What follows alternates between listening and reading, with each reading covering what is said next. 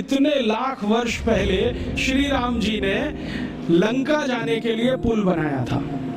वो पुल आज भी सुरक्षित है। बस इतना ही अंतर है कि पहले वो समुद्र के ऊपर था, अब समुद्र में नीचे है। नीचे कैसे चला गया? हो सकता है पिछले कुछ लाख वर्षों में 2-4 हजार बार सुनामी आ गया हो, और सुनामी आता है तो मंजिलों मंजिलों बिल्डिंग डूब जाती है, तो ये पुल भी डूब गया हो। लेकिन डूबने के बाद भी वो टूटा नहीं है, सुरक्षित है। और फोटोग्राफ्स बताते हैं और वो साफ दिख रहा है। मेरे पास दुर्भाग्य है कि एलसीडी प्रोजेक्टर ने नहीं आपको दिखाता, मेरे लैपटॉप में ये सभी फोटोग्राफ्स हैं। वो बताता है फोटोग्राफ्स की पत्थर है ना, उनको कीलों से जोड़ा गया है। कीले होते हैं, और कीले इस मेटल के हैं जो लाखों साल में भी पानी में रह के क्षरण नहीं हुए। कहीं कहीं पत्थर के बीच में चूना लगाया गया है, वो साफ दिखता है। सीमेंट कहीं नहीं है, क्योंकि सीमेंट था भी नहीं।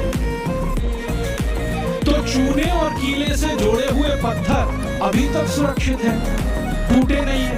और उससे भी बड़ी बात यह है कि उस पूरे पुल पर क्रैक नहीं है, कहीं भी एक क्रैक भी नहीं है।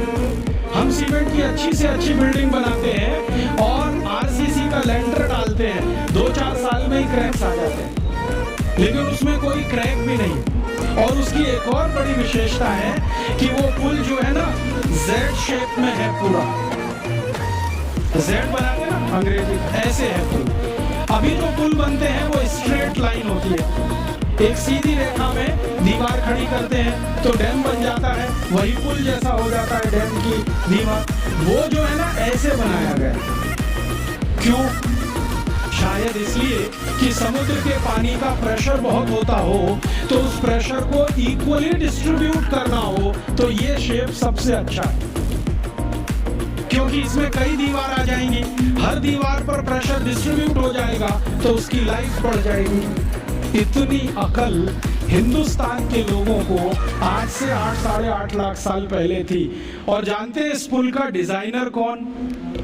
नल और नील, माने the great great construction engineer Nal और नील, दोनों ने बना दिया पुल।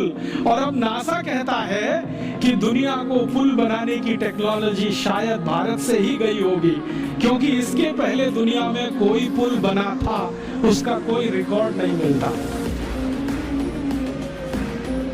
तो अब उस पुल पर से जाकर राम की सेना वापस आई। नल और नील और राम का एक संवाद है रघुवंशम में। नल नील कह रहे हैं कि हम पुल बना देंगे, आप परेशान मत होइए, पत्थर की मदद से बना देंगे। राम पूछ रहे हैं ये समुद्र के पानी में पत्थर तैरेंगे कैसे? उन्होंने कहा वो आपकी चिंता नहीं, हमारी है, क्योंकि हाइड्रोलिक्स हम समझते हैं, आप नहीं समझते। हाँ, वो ऐसे ही बोलते हैं। तो रघुवंशम में तो वो बराबर बात करते हैं। रामचरितमानस में तो सभी पात्र जो है ना राम को भगवान मानते हैं, इसलिए बात ही नहीं करते। वाल्मीकि रामायण में, कंब रामायण में, रघुवंशम में सभी पात्र बराबर बात कर रहे हैं, क्योंकि वो सहयोगी है। तो वो राम को समझा रहे कि इसकी चिंता आप मत करो, हम कर देंगे। राम पूछ रहे हैं तुम्हारे पास तकनीकी क्या है? तो उन्होंने कहा हम पहले नाव डुबोएंगे, पत्थर ले लेके नावों को डुबोएंगे, डूबते डूबते वो ऊपर तक आएगी, तब कंस्ट्रक्शन शुरू करेंगे। कितना दिन लगेगा? उन्होंने कहा जो लगे सो लगे, लेकिन पुल बना देंगे। तो राम जी पूछ रहे हैं कि ये पुल बनेगा तो जाएंगे तो सही, लौट के आएंगे कि नहीं? तो उन्होंने कहा आपको मैं एक गारंटी दे सकता हूं कि अपनी सेना जो जाएगी वो तो लौट के आएगी, जो रावण की सेना इस पुल पर आई तो ये डूब जाएगा। कैसे डूब जाएगा? तो वो कह रहे हैं कि हमने इसका जो हिसाब निकाला है ना पूरा, आपकी सेना में तो सब बानर हैं। हाँ, और बानर जब चलते हैं ना तो मिनिमम प्रेशर डालते हैं जमीन पर।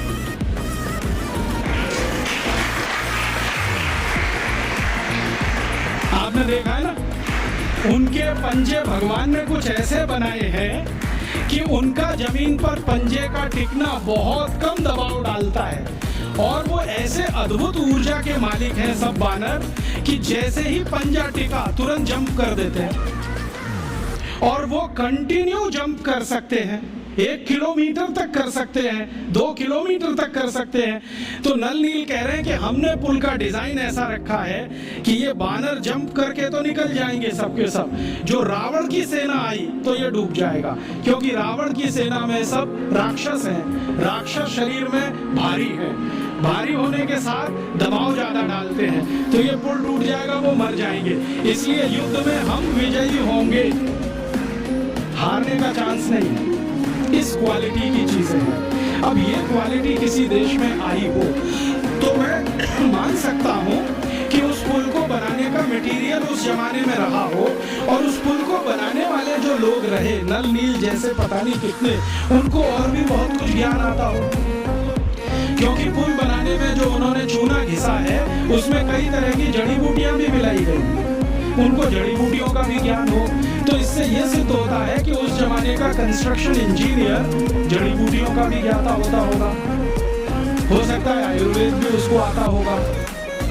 और राम की सेना में तो वैद्य सुषेण तो मुख्य वैद्य हैं, लेकिन राम जी की सेना में तो थोड़ी बहुत वैद्य की सब कर लेते, सीता जी भी कर लेती, उनको भी जड़ी बूटियों का ज्ञान, लक्ष्मण भी कर लेते, राम खुद